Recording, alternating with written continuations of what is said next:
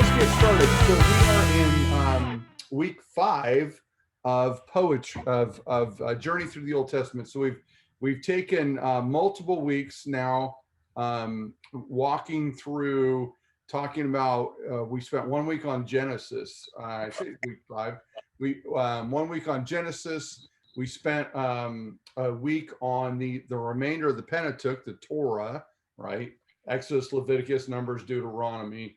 Then we went through the third week and we talked about Joshua, Judges, and the book of Ruth and the movement there. And then last week we spent time looking through 1st, 2nd Samuel, 1st, 2nd Kings, 1st and 2nd Chronicles, and getting a better understanding of those books in the transition. And what we saw last week again was a transition from the final judge of Samuel to the installation of kings, King Saul, and then with King Saul, once King Saul came on, then there was David, and then from David, what you had was from David you had Solomon, but at David's time there was the combining of the Israelite tribes. They finally became one kingdom again under David.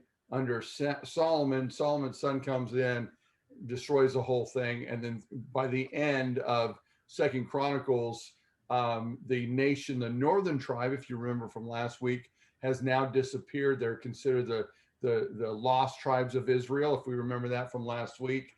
And the tribe of Judah and Benjamin, which was the southern tribes, were exiled. And then later on, we'll see next week, we're going to talk about the prophets, and we'll talk about like Ezra and Nehemiah and what happened there. But this week, we're going to talk about the books of poetry. And I don't know about you, but I'm not big into poetry. I've never been one of those guys that likes to read poetry, understand. In fact, I wrote a little haiku today just for the fun of writing one, seeing if I could still do it. But when we talk about biblical poetry, it's not that same concept of what a lot of us would think of poetry, right? So what we need to do is we kind of move through this. Hopefully you'll get past that mindset of poetry. Again, if you don't like poetry, that it's bad. Because what we need to understand is roughly 50% of the Old Testament is written in poetic form. It is poetry. 50%, that's a lot when you think about the mass amount of material in the Bible. Again, specifically, we're just talking the Old Testament, although even the New Testament, there is some poetic material within the New Testament. We're talking about just in the Old Testament, about 50% of the Old Testament is poetic. And of that, there's actually only 6 books that are considered all poetic books within the 30 within the 36 books of the like now the 39 books of the Old Testament. Only 6 of them are purely poetic books, right? So you can kind of figure out then there's got to be a lot of other material. So we're going to talk about those 6 books, and then we're going to talk a little bit about reading some of the other books like Genesis, which has a lot of poetry in it as well, and really how to understand and see that, this is poetic, right? This is prose, right? This is not literal. So let's kind of dive into that, and we're going to talk about the 6 books.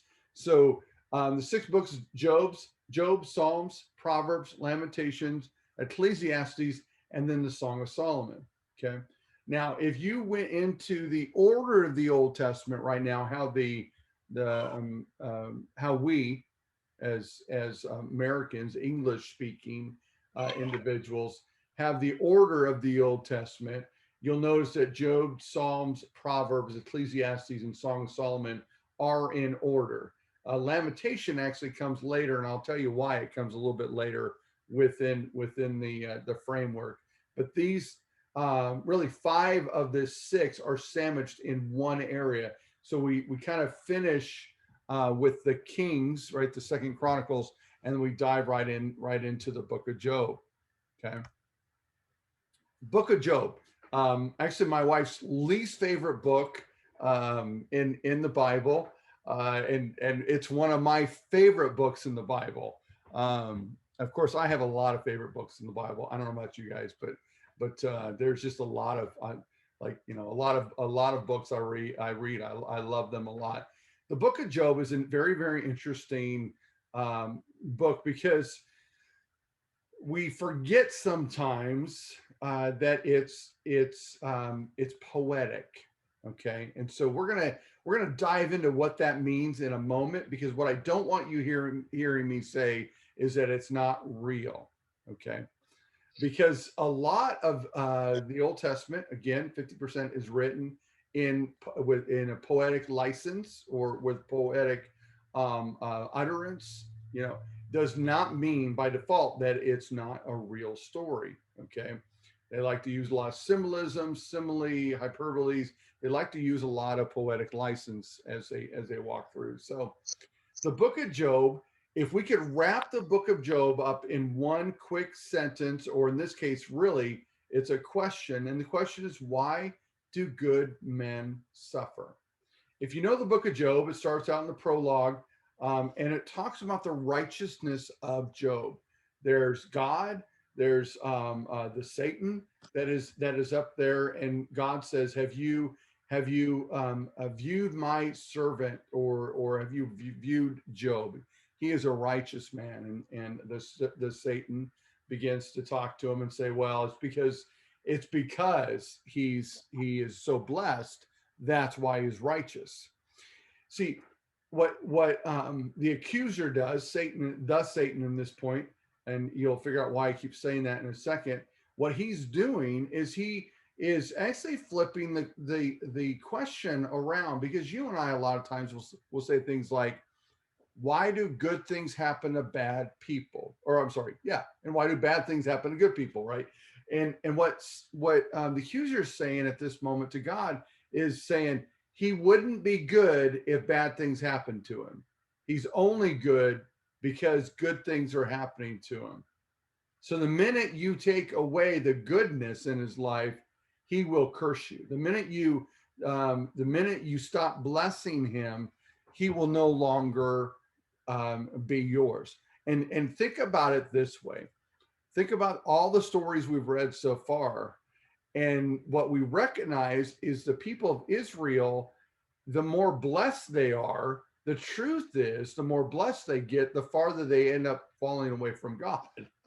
Because they get comfortable, they get so blessed. And that's what the accuser is trying to say, is that just like everyone else, that he's really so comfortable. The truth is, he only worships you because you are blessing him.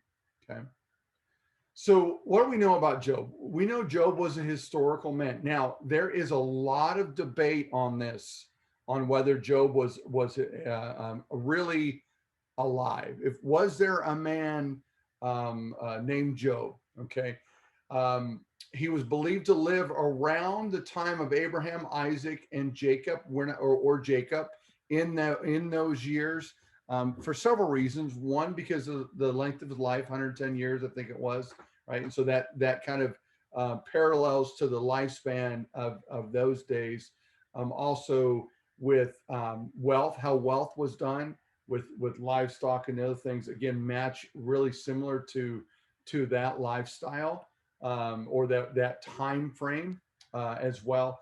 The other thing that is interesting as we understand literature is that when you are writing fiction, if we said Job was fiction, you don't have details in there. But Job, the book of Job, actually starts out and says there was a man from, and explains where he's from and who he is, which is very, very similar to a lot of the other books. In fact, the book of Judges will talk about that as well, right? Well, there was a man named Gideon from the house, right? Real people, real places. Normally, you don't write fictional books based on that. As well as Job was actually spoken of both in the book of Ezekiel, one of the prophets, and then in the New Testament book, James. So there's an obvious belief that throughout biblical history that Job was considered a real individual. Okay. So the first thing we need to think about is that when we talk about this being a poetic book, is not saying it's non-truth or that it's a fictional book. We're saying it's written in the literary style of a poetry, okay, instead of being written in a historical narrative form. And we've talked about narratives already a little bit as we read through, and that'll make sense even as we get farther on, as we looked at some of these texts to understand what does it mean and how do I figure out what's the difference between narrative and a poetic form. So in the prologue, and I want to spend a little bit of time in this because I think this will help us as we, again, the ultimate goal of Journey Through the Old Testament is that you and I get a better understanding of how do I read the Old Testament and really begin to understand it. So let's talk about the Satan, because it's a very interesting, in fact, you see his picture here. If you can look at this picture, and there's a cherubim and the seraphim, the angels, right? You see like the little baby cherubims, and then the seraphims are the larger angels, right? And then and then you've got Satan there on kind of God's left, down there. You kind of see what he looks like, or thus what they call, what I'm going to refer to as the Satan. You'll understand in a moment. But it's interesting because the scriptures say, and this is one of those things as we read, it should really get our minds going like, wait a minute, because what does it say other than that the angels of God, right? The angels were and I'm paraphrasing here, the angels were presenting themselves before God, and then the Satan shows up, okay? And you begin to think, wait, how can Satan, who is full of sin, be in the presence of God? Because we understand that when Jesus took the way of sin, his Father turned from him because he will not be with sin. And yet you're going to allow Satan into heaven? Am I the only one that ever wondered, like, that doesn't make much sense to me, right? Well, let's talk about it, okay? And this again will help as we kind of dive into this. So I don't know how many of you have been taught before that Satan, and I'm talking about capital S, Lucifer, the devil, the enemy of our souls, was presenting himself to heaven, right? Well, the Hebrew word there is Hassatan, which is actually the Satan, okay? Now, the word Satan actually is defined as an accuser, okay? An accuser, okay? That's important because, again, we've got to recognize that there's a couple things. Number one, it could not be Lucifer, because, again, Lucifer cannot be in the presence of God. Amen, right? Does that make sense? So we must begin to wonder what's going on, okay? Well, the accuser, or thus Satan, as it's written here, is actually seen multiple times within the Old Testament. And at one time is actually, if you know the Balaam story, Balak and Balaam's donkey, the angel at that point that was preventing the donkey and Balaam from moving forward is actually referred to as the Satan. Okay, again, not as Lucifer, but as an accuser. So think about the language that the accuser is using before God. Okay, so this is an angel of the Lord that is accusing Job of only being righteous because God has blessed him. Righteousness. Okay, I'm going to say that one more time. So So this is an angel of God, not Lucifer, that is accusing Job of not being righteous and only being righteous because he has been blessed. It's important to recognize the differentiation there, because again, from if we know God, if we understand anything about God, again, God and sin, God does not allow sin in his presence. So therefore, Satan, Lucifer, could not be in the presence of God. And again, we study the Hebrew text, we figure out it's the Satan, or again, the accuser. Now, what else do we know about heaven and how that's going to go? We know that we will be held accountable for the deeds we do and the deeds we do not do. Okay, there is a judgment. There is an accuser of our soul. Okay, and that accuser again is an angel of God, right? That is showing that we have not lived up to the holy standards that we must live up to. But praise be to God that we have Jesus who is at the right hand of the Father and who makes intercession for us, and he is the one that acquits us from all of those accusations. So you kind of see the beginning of this story as we read specifically like Job, which is a very poetic book. We have to look beyond what we're reading and begin to say, okay, what is the book trying to tell me? What is it trying to set me up for? Again, the whole of the book, the entirety of the book, really is trying to answer, why do good men suffer, right? And so it begins, the first pages of the book of Job begins with God defining that Job is righteous. Even when the accuser, again, not Lucifer, an accuser comes up and says he's only righteous because you've blessed him. Okay. But it sets up the remainder of the book. Without the beginning of that, that story, right, of how that worked, we would not know that Job was actually righteous and be able to understand and follow the dialogue that would begin to happen after that point. So what we see in the arch of the story, going from the beginning of Job, a righteous man, and being accused, right? But it continues to hold on to his righteousness, and then finally through the end, he's got his friends that come along. His wife says, just curse God and die. He doesn't do it. His friends that come along say, hey, you're unrighteous, you've sinned, you've done all this bad stuff, blah blah blah, right? But what do we see here is that God's wisdom becomes the key, and it's not his power. And that's something, again, that we've missed, because at the end of the book of Job, we hear God speaking up. And it's some powerful words. Were you there when I set up the foundations of the earth, when I hung the stars, when I tamed the Leviathan? Were you there? And we think about the power of God, but what we miss is really it's about the wisdom of God. That God alone had the wisdom to be able to tame the Leviathan. God alone had the wisdom to be able to set the earth on its rotation, to be able to do and produce life the way it's able to produce, right? So when we look at the prophetic books, and again, is where I'm trying to use Job as a great example of that.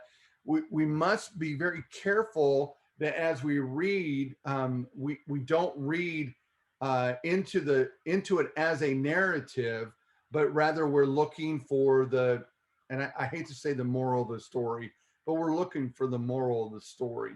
What is it's trying to relate to us. So as you go through each and every chapter of Job, and you go through when his friends are talking and the other people are talking, we don't go through as much in the concept of word for word, what exactly are they saying, right? Or who is this guy? But rather, what's the overarching message that's coming through, right? I think about the younger guy at the end who's like, I've held my peace long enough. Y'all are idiots. What is he really saying there? And more than that, even, what was the author trying to tell us about this story? Right? What is he trying to say? And he's trying to tell us at that point, hey, younger guys, you don't have it. You should just remain silent, right? Because God really spoke against him and against each and every one of them. So did Job happen? Yes. Okay. Did it exactly happen? Dialogue per dialogue? Did they write everything down perfectly? More than likely not. Right? Did the exchange from in the prologue between the accuser and God happen that way? We don't know. Right? Does that make sense? Because again, it's poetic. Okay, they're trying to explain to us what was happening at that time. Any questions before I go on? I know I kind of gave you a lot there. It's a lot to think of from Job, and believe me, I'd love to dive into Job one time and really walk through it. But any kind of general questions on poetic and how we're going to try to attack these going farther. Go ahead. Okay. All right, so let's switch to the next book, the Book of Psalms. Psalms is the largest book, 150 chapters within the Book of Psalms, and it's one of the most impactful books throughout the history of the world. When you look at the Book of Psalms, you see a lot in there. In fact, before we started today, I was talking with some of them, and we were kind of singing some of the songs of our childhood that come out of the Bible. A lot of them came out. Some that I knew, some others had known as well. Well, a lot of the songs that we actually sing have come out of the Book of Psalms. And the Book of Psalms, if we talk about Job really being kind of a trying to answer why do good men suffer. In the end of that story, by the way, I didn't answer that. Why do good men suffer? God's wisdom can only tell us why. And God has the wisdom why Job must have suffered. If he was the one who created everything and how it worked, he would know. That's the answer, right? And so the Book of Psalms, though, is a book of praise through prayer. Now, I say that with a little apprehension, because you and I, unfortunately, or most, let me say not you and I, most individuals have a very wrong understanding of what prayer is. Prayer is what I do before I eat my meal. Prayer is what I do for when somebody's sick. Prayer is what I do when I need something. Hey, God bless me. That's kind of this idea of prayer. The Jewish individuals would totally disagree with that. And the Book of Psalms is seen again as praising through prayer. It's a joining of worship in prayer. It's a joining of this communication where God inhabits the praises of his people, and they begin to relate to God in multiple ways. One of the things that's very interesting about the Book of Psalms as well, again, because it is poetic, right? With songs and poems, right? Is that it actually is was broken down by the Jewish individuals as a second Torah or a second Pentateuch, in meaning that it was a companion to the Pentateuch or the Torah, right? Torah is Genesis, Exodus, Leviticus, Numbers, Deuteronomy. So when we walk through the Book of Psalms, as you can see there, that each section is actually associated with and has a main focus that is similar to the books of the Torah, the books of the law, right? The books of the Pentateuch. So Genesis is Psalms 1 through 41, chapters 1 through 41, talk about man and creation. Exodus, Psalms 42 through 72, redemption of Israel. Leviticus 73 through 89, worship in the temple, right? Numbers, Psalms 90 through 106, journey on the earth. How do we sojourn? How do we walk through this planet? And then Deuteronomy, Psalms 107 through 150. So as they would read, Jewish individuals would read one of these books in Genesis, they would also pair them with Psalms a lot of times, because again, there was a relationship there between those, and they saw them as so incredibly important. In fact, you'll notice a lot of times if you do like a reading plan, maybe reading through the Bible in a year or others, a lot of times they'll include a book of Psalms every day, right? When people talk about read a book of Psalms every day, because of the importance in the deep relationship that is built through the book of Psalms with God. You see the gamut of emotion. You see the overarching story of men specifically who have dealt with some incredible things in their life. The book of Psalms, again, it deals with lamenting and praise and trusting God, and where we find wisdom and majesty. There's psalms in there that have themes, themes like of creation or prophetic. There's several messianic, talking about Jesus coming within the book of Psalms itself, that point to him coming. So when we read through the Psalms, if we kind of attack it and think about, okay, I'm reading the first part, the 1 through 41. I'm looking in the mindset of what is it saying about creation? What is it saying about man? What is it I'm getting here? And looking and saying, okay, what is the writer talking about? Is he lamenting? Is he praising? Is he trusting? Is he trying to relate some wisdom to us? Again, as we read poetry, that's what we're looking for, is what is the writer trying to convey to us?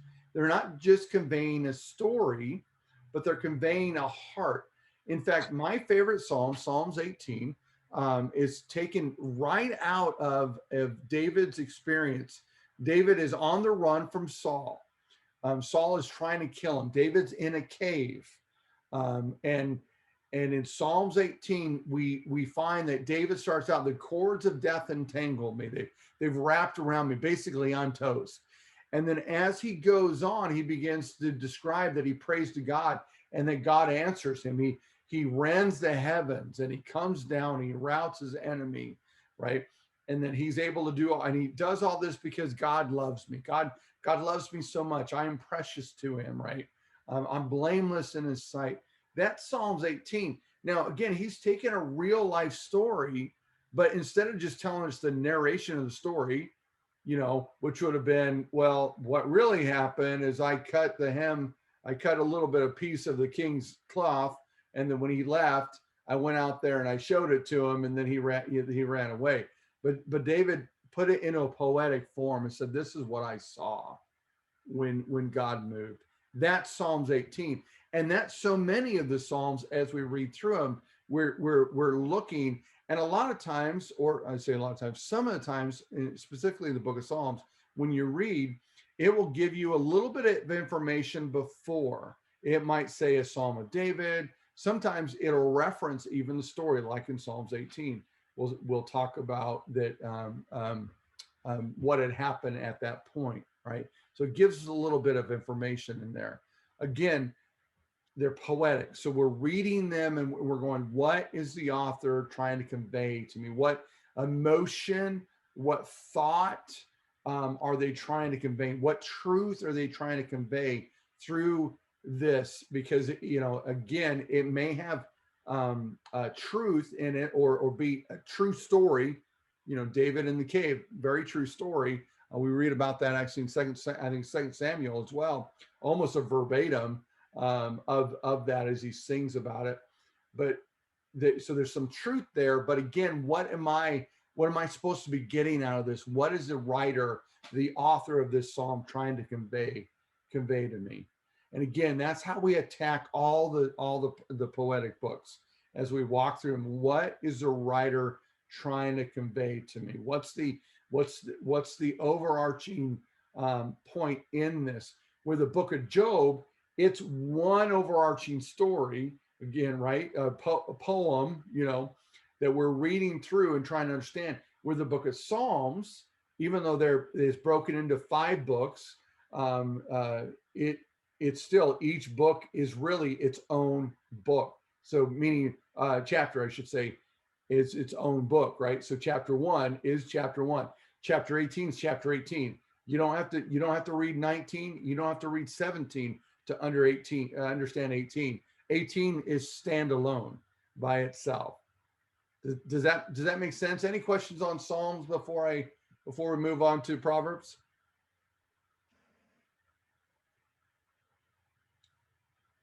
Okay, so in Proverbs, the next book that we come up to, Proverbs is wisdom through precept. Okay, so the book of Proverbs is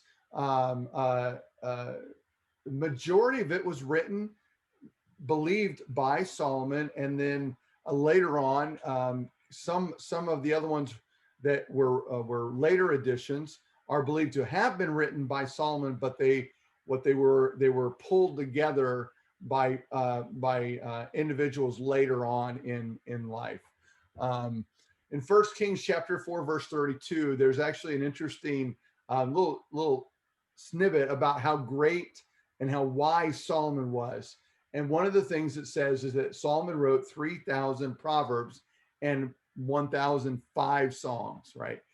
So again, we do see some of Solomon's work actually in the book of Psalms, but the book of Proverbs, we basically attribute almost the full amount to Solomon, right? The wisdom of Solomon. If we remember the story, that God asked him and says, hey, what is it that you want? And Solomon says, I want wisdom, and God gives him wisdom, right? So his wisdom is brought to us in the book of Proverbs. Okay. Again, Proverbs is very similar to Psalms in this concept of that it was given so that we would read it daily, that we would read a proverb every day, because it's meant to help us. And that's the theme of the whole thing, of the whole book of Proverbs. How do I live through the issues of life? How do I deal with the issue I'm facing today?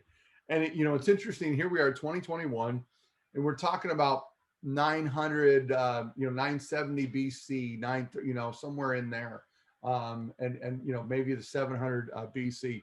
So we're talking, 2,900 years ago. This guy wrote this stuff down, and it's still so good. If you read it wisdom-wise, we just can't find another book like it in any literary form at all.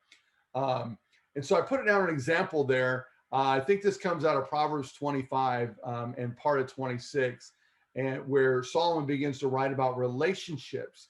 And these are some of the relationships he writes about. Kings, so leaders, right? How do I relate to leaders? How do I relate to my neighbors and to my enemies? How do I relate to myself?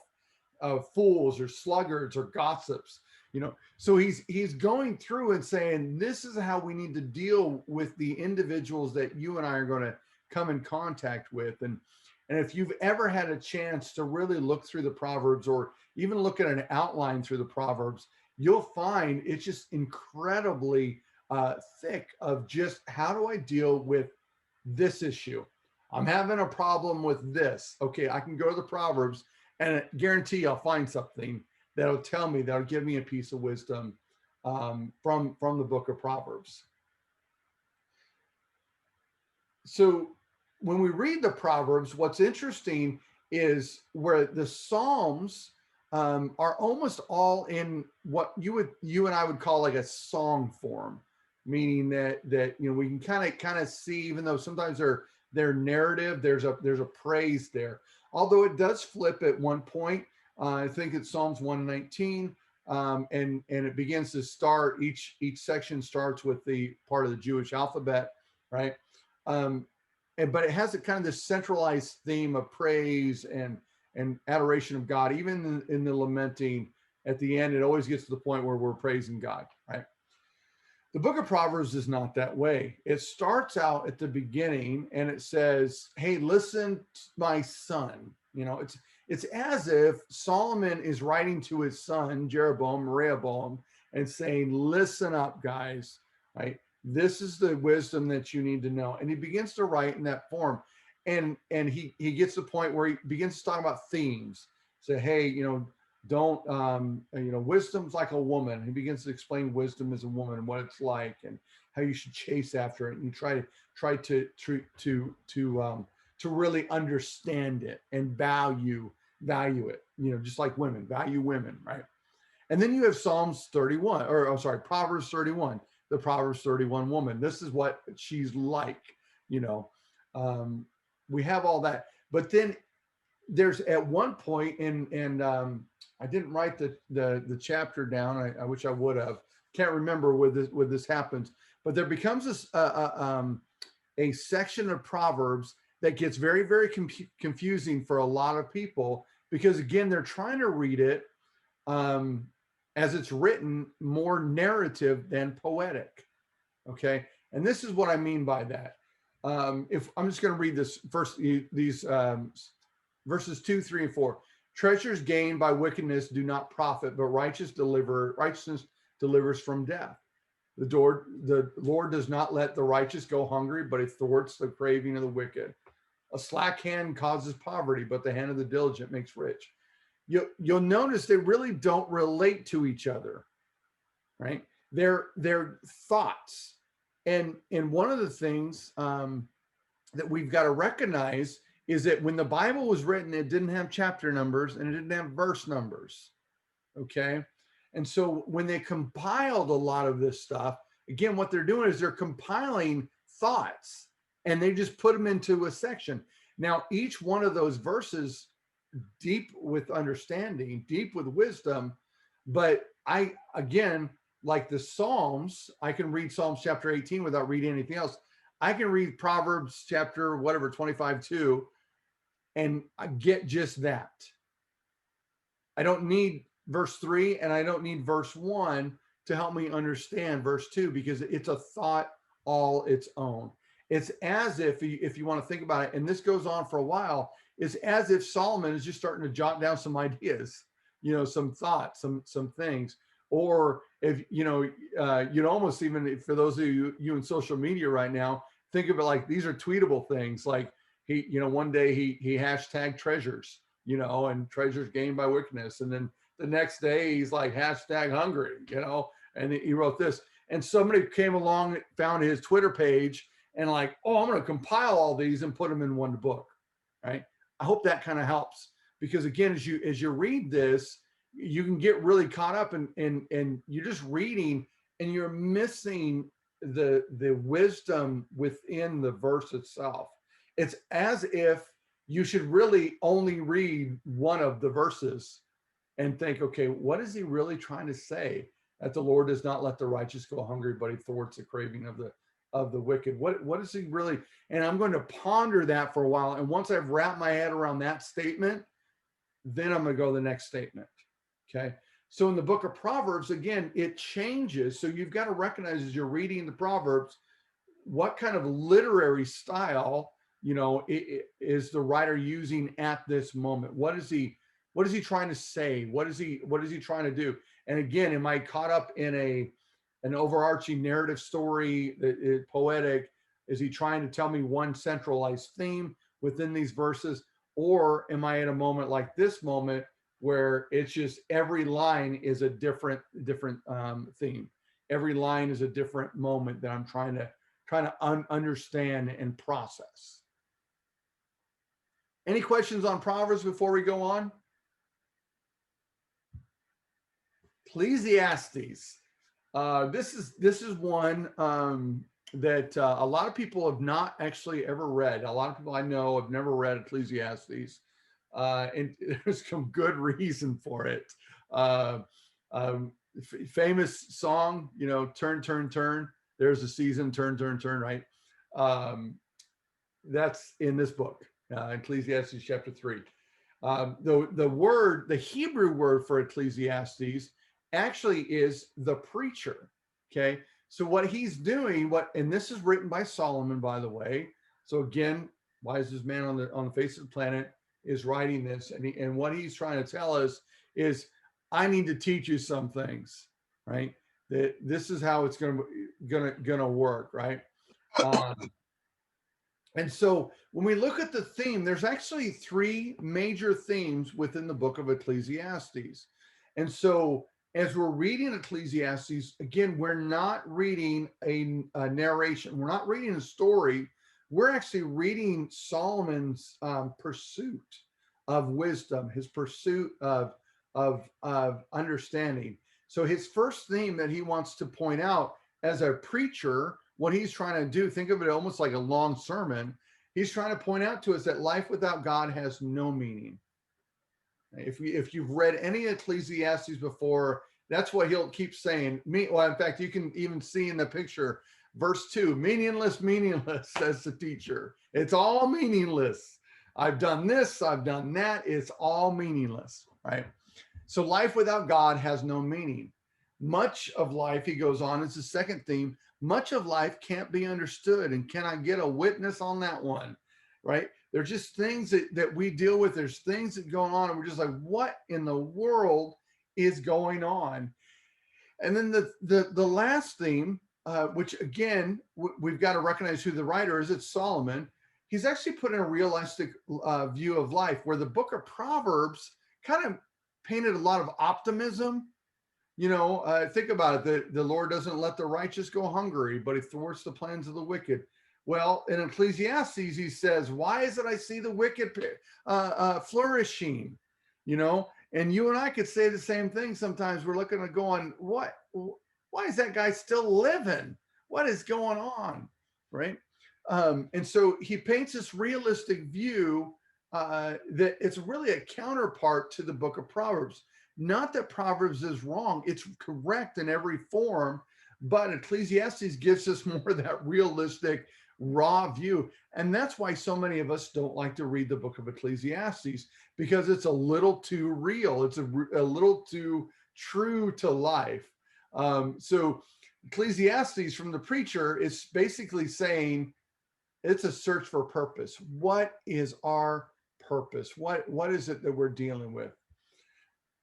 And so the whole of it, and those of you that are Disney fans, you'll get a crack out of this one. But the whole of the book of Ecclesiastes is all about vanity. It's all about that. If I try to search for anything else other than God, then it's all vanity. And he says it multiple times. It's because what he's saying is it's all about me. It's all about me. It was that song, I'm so vain, you're so vain, I bet you think this song is about you, right?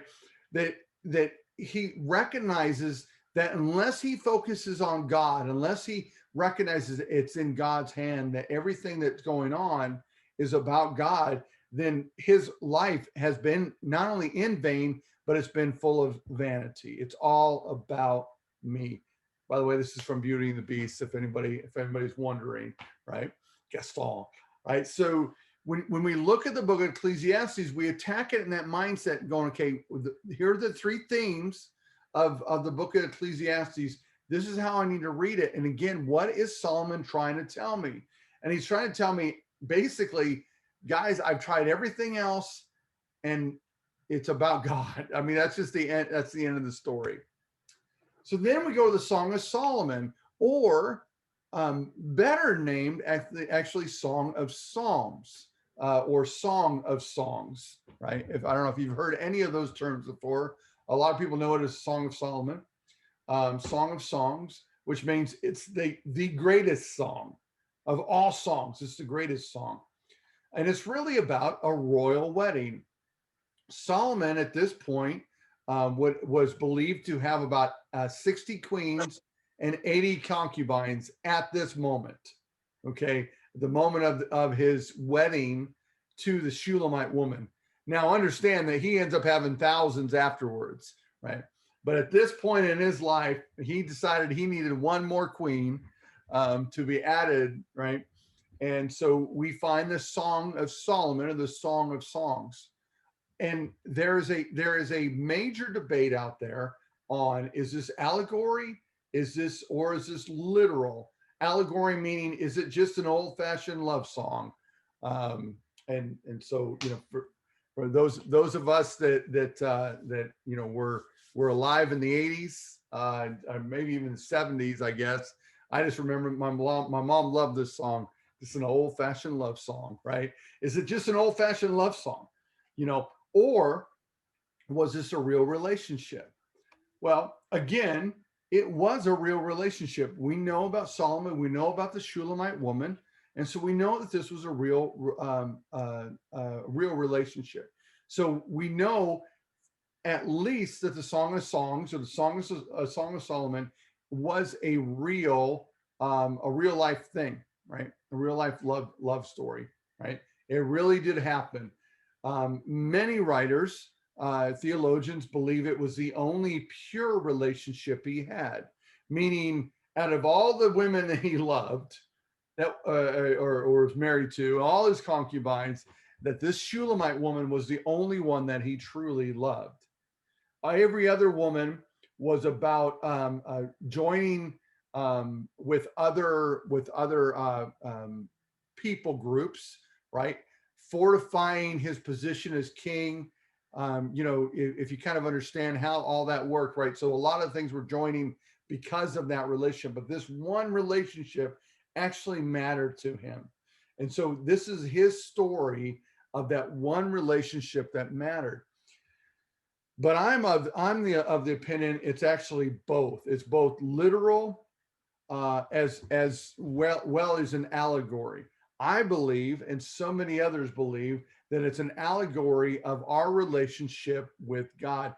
Hence why they left it in the Bible, right? Hence why the Jewish people have it in their Bible, right? Is because they see it as God's love for his people, his divine. In fact, that you and I are called to be the bride of Christ. And what is that going to look like? And you read within the pages of the Song of Solomon, again, in poetic form. It's not narrative, meaning they're telling a story, but they're telling it in poetic license, right? But it's trying to show us this is how God chases you, and this is how we're supposed to follow after God, right? This relationship and what he will do within that relationship, right? And then the last book, the book of Lamentations, again, is removed from that sandwich, right? You got Job and Psalms and Proverbs, and then all of a sudden you have Isaiah and Jeremiah, and then you've got Lamentations. Lamentations, again, a poetic book that was written after the destruction of the first temple. So Solomon's temple, okay? It gets destroyed. We know that, right? If you've read in the book of Kings, right? We know about the destruction of the temple, how that happened, and it was, so that's why it's placed after Isaiah and Jeremiah, because that's when all of that came down in that timeline. If you remember the timeline from last week, and I'll bring that timeline back up next week when we talk about when we end and we talk about the prophets, right? But it's all about the writer of Lamentations lamenting over the destruction of the temple and the things that led up to the destruction. Lamentations is a very difficult, gory book to read because it doesn't hold back. It talks about hunger and siege and rape and nobles being hanged. Right? It talks about the ugliness of what war would have looked like and the long siege of Jerusalem before they were able to get in and actually destroy the temple. And this lamentation was written off of that. And it paints for us the immorality of the Jewish nation as the very cause of that. It doesn't hold back that they were not doing what God had asked them to do, and that the destruction of the temple, God's temple, Solomon's temple, this massive building that took a ton of money and time to build, is destroyed because they didn't follow God's process and didn't do what he had asked them to. And then, but it also gets a little prophetic, and it begins to point to a time that God would return to them when they actually return to him, when they come back. Now, Lamentations in the Jewish nation is still a very, very important book. Tishva is or called 3 weeks. Tishva is like the end of that. If I remember everything exactly right, close enough. They will actually read through. They'll start at the beginning of Lamentations on this day. It's in the summertime. You'll see. In fact, that's a picture of these individuals, and they're reading the book of Lamentations. And they start out in really soft tone, and then by the end, they're actually singing. They're very loud with their reading of the Lamentations, and they do this on a yearly basis to commemorate not only the temple destruction of the first temple, but also the destruction that happened in AD 69 of the Romans coming in and destroying the second temple and stopping these sacrifices from happening, the daily sacrifices that went on. So that's the book of Lamentations. Again, as we attack the book of Lamentations, there is so much great historical understanding, and also just the plight of a people and what was happening, and their understanding of the loss that happened there. So, but when we read it, again, we're reading in that mindset. What is the author trying to tell us? Well, the author is just trying to say, we shouldn't have let it happen, but we let it happen. And we let it happen by turning away from God. So then the other books, and we'll end with this. We're basically out of time. We'll end with this. Poetry in the other books. And so I picked Genesis chapter 2. You actually can see this in Genesis chapter 1, but I figured I'd show it. And what I want to show here is that as you read the Bible, you're going to see format changes. Okay. So as we look at the beginning here, Genesis chapter 2, verses 18 through 22, you'll notice they're in a paragraph form. This is one of the ways that the individuals that compiled the Bible for us, our current Bible, trying to help us out. And they put it in narrative form, meaning that they're telling a paragraph form. They're telling us a narrative. Okay. They're telling us this is what happened. The Lord said, it is not good that man should be alone. I'll make him a helper fit for him. Right? Does that make sense? Narrative form. This is what he said. Then in verse 23, we have a change, and you'll notice all of a sudden the formatting changes. It's like, what happened to your left justified? Those of you that understand formatting, why are these things indented, right? What's going on here, right? This becomes poetry. And so again, when we read this stuff, it says, this is at last is bone of my bone and flesh of my flesh, and she shall be called woman because she was taken out of man, right? That's poetry is within there. So as we read the Old Testament, as we read through that, we need to pay attention to these moments, because you'll see these moments, and sometimes it's really cool. Like Moses, or Miriam is a great example too. They crossed the Red Sea. Miriam begins to sing. So if you would read the same thing. You'd have this narrative form. They crossed the Red Sea, all this stuff. And then all of a sudden Miriam starts to sings a song. Well, that song will be indented like this, showing us that it's poetry. Okay. And that's helpful as we read specifically some of the prophetic books, as we're going to talk about next week. I'll try to remember and point that out, because they go from narrative to poetic and back to narrative. And if we're not paying attention, we might get confused on where we're at the moment. Because when they go into a poetic moment, they're either remembering or adding to, or even talking about the future a little bit in these moments. And so they're utilizing symbols or hyperbole or something, right?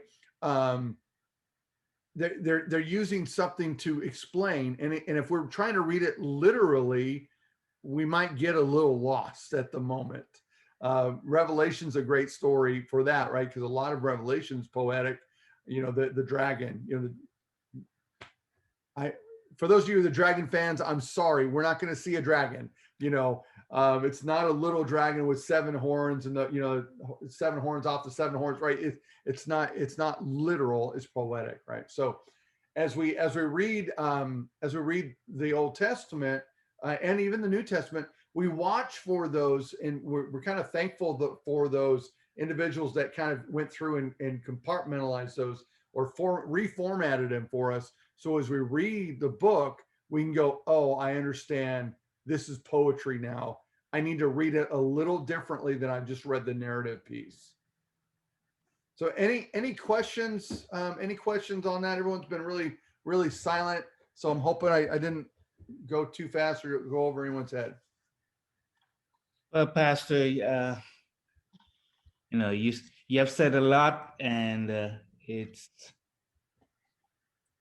pretty hard to to absorb all of that material that you have covered so much. But I'd like to go back to Job, Yeah.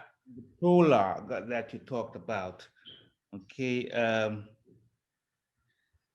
when Satan approached God, Mm-hmm. okay, is that Satan a literal figure, or is that God playing, with himself? Let's see what would happen. In other words, I don't want to say devil's advocate, but Right. Is that God saying, let's see what would happen if I do this to Job? Right. What actually happened? Or the accuser was actual Satan himself? Yeah. Yeah. So that's a really good question. And so when we look at the when we look at the word there, in fact, I'm just kind of pulling it up here. Let me see if I can show this to you. Give me 1 second.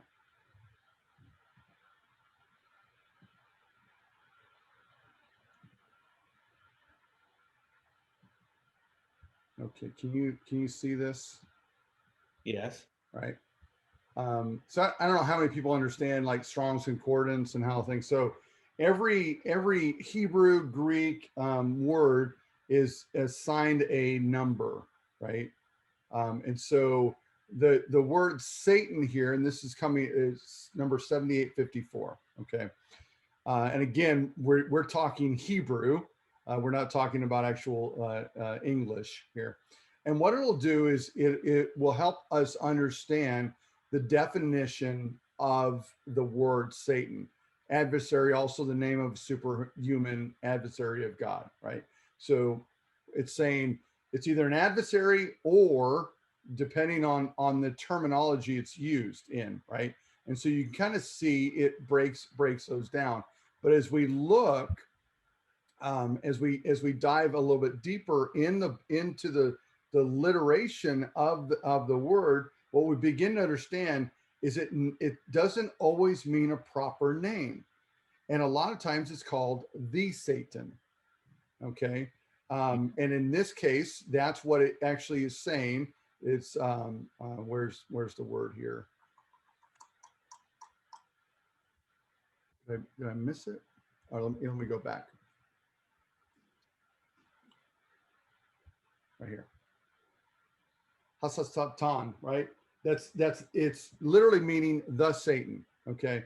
And so as you read in and begin to understand what it's talking about, is it's not talking about the person, a proper name, right, of Satan, but it's talking about a position, in this case, an accuser. Okay. So out of that, what we do is we begin to recognize a couple of things. Number one, that Satan, who is full of evil, right, full of sin, cannot be in the presence of an Almighty God, right? There would absolutely be no way, right? You'll also notice that Yahweh, so the name of God, is capitalized, while the name of Satan is not capitalized, right? It is in our English version, but it's not in the Hebrew version because, again, it's not a proper name. And sometimes when we translate things into English, we just miss things like that, and we think this is the proper way to do it, right? So when he's looking at this concept, we understand that Satan cannot go before God because he is evil. Okay. So if we read into like some of the commentaries, they'll talk about this concept, and these commentaries are some of the specifically here. This is kind of an easy site to go to. There's a lot of older theologians, but they'll talk about this concept. I'm trying to find one that says it right away. That again, it wasn't Satan as much as it was, and I can't find it off the top of my head here. It wasn't Satan as much as like Lucifer as it was an accuser. And we actually can go into the Bible, because the best way to translate the Bible is through the Bible. And we can see another time, I think it's in Zephaniah or Zechariah, when it talks about the accuser, and also Balaam and Balaam's donkey, that the angel that's there, that's preventing the donkey from moving, is actually is used the same term, the accuser, the Satan. That same Hebrew term is actually utilized. So would we begin to say, well, then that means Lucifer was stopping Balaam from going curse the children of Israel? Well, we know obviously not, right? So all that to say, it wasn't Satan, right? It wasn't Lucifer, right? It wasn't him that was there. But there's another question, I think, within your question, and that is that how it went down, right? And that's the question we really don't understand. We don't know, because it is a poetic book. It's not a narrative book, and so they never claim, the writer never claims this is exactly how it happened. It was setting up the righteousness of God, that that God said Job is righteous, and that's what the beginning of that prologue is all about. Is setting up the precedence that Job is righteous. So everything that follows, we now have that mindset of when he lost his kids, he lost his house, he lost his health, right? He's lost his livestock, all that stuff. In the back of our mind, we're always thinking, but he was righteous, but he was righteous, but he was righteous, because that's what it told us at the beginning of the story, right? The beginning of this poetic. We know something happened. We know that Job lost all that he lost. That's the real part of the story. Now, where the dialogues between the friends and Job, did it exactly go out that way? Did the dialogue up in heaven go that way with the accuser up in heaven? We're not sure, but we can tell that it was not Lucifer up in heaven, because he couldn't be up in heaven in front of a holy God that does not allow sin in heaven. I don't know if that helps, confuses more. So it's not actually God, not tempting, but want to demonstrate the faithfulness of Job by allowing these things to happen. Right. Right. Yeah. There is no actual an accuser. Yeah. There was. Yeah. Yes. No. Maybe so. So is there accuser? Yes. In fact, we even know there's accuser of the brethren, right? And so there's a term, and like Zephaniah talks about it as well, that in heaven there is an accuser. That accuser is not Lucifer, again, because Lucifer cannot be in the presence of God. Okay. And so the accuser is if we think of in a court concept, God is the judge, and there is that prosecutor, right?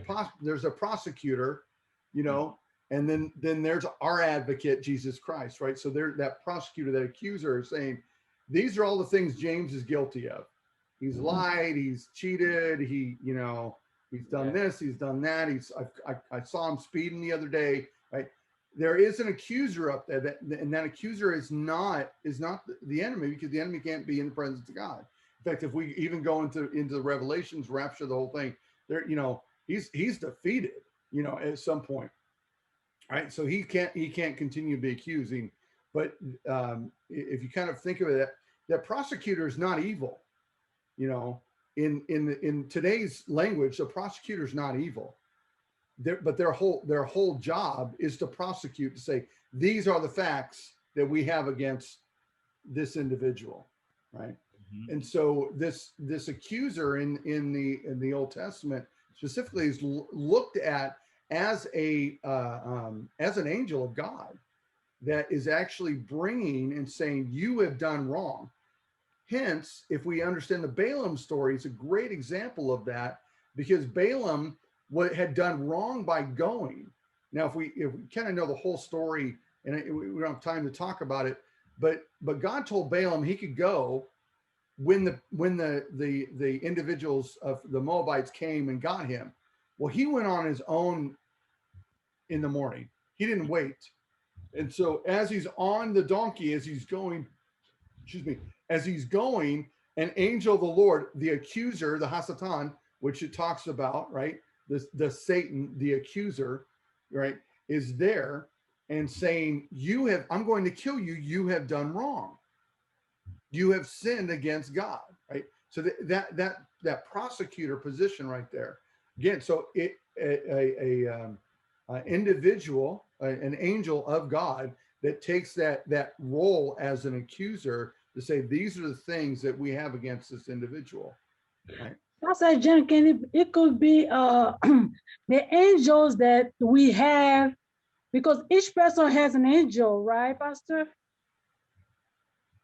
There's not a lot of proof on that one.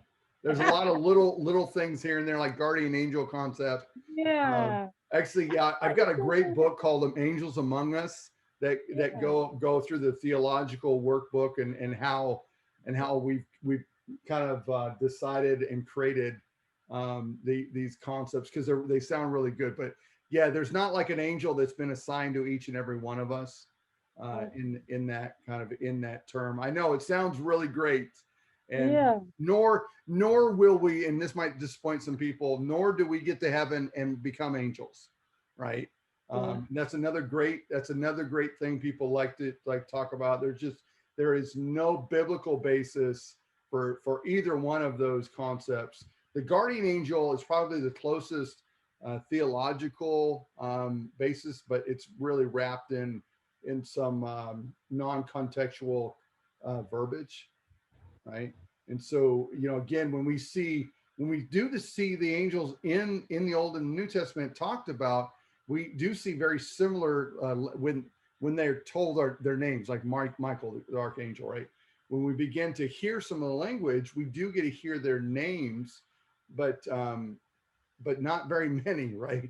We do know there's a host of them. We do know that they're out in the world today. We do know that there may be times that we actually minister to angels, right? Those things are all real, but this idea that I've got a personal angel that's my guardian angel protecting me,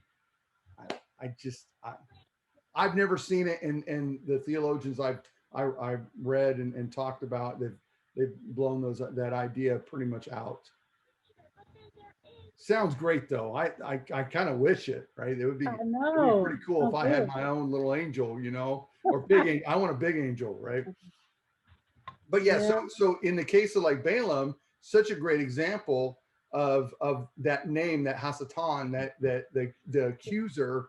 You know, we say Satan because that's kind of how the English word has translated the word, but it doesn't mean Lucifer, and you know, it means an accuser.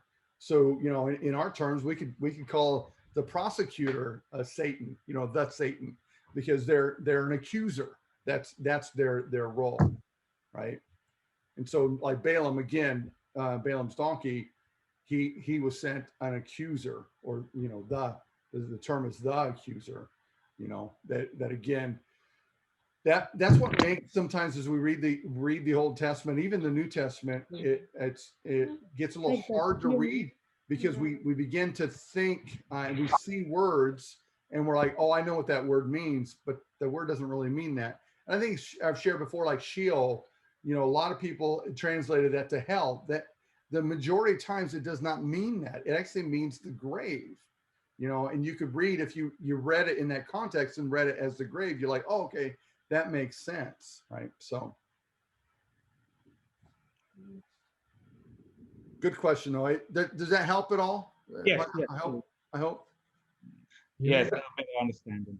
Yeah, that's a big one, right? Because a lot of people, and it wasn't until just fairly recently, as I took a big study into Job, that I recognize that part as well. It's one of those things I kind of like, that doesn't make any sense. I can't wrap my head around that. So I began to do some word studies and go, okay, how could Satan be in heaven? And I was like, wait a minute, he can't. So began to do word studies and dive deep into it. And again, I mentioned it before, it is so important that we interpret the Bible through the Bible. No matter what other people are telling us, we go, okay, where, like that word, Hassatan, where else have I seen that word? Where, and have I ever seen that word? And that was one of the word studies, is like, have I ever seen that word in connection where I could say that is Lucifer? And I don't see it, right? I see Lucifer, I see those other words, they are there, but not that word. Frank,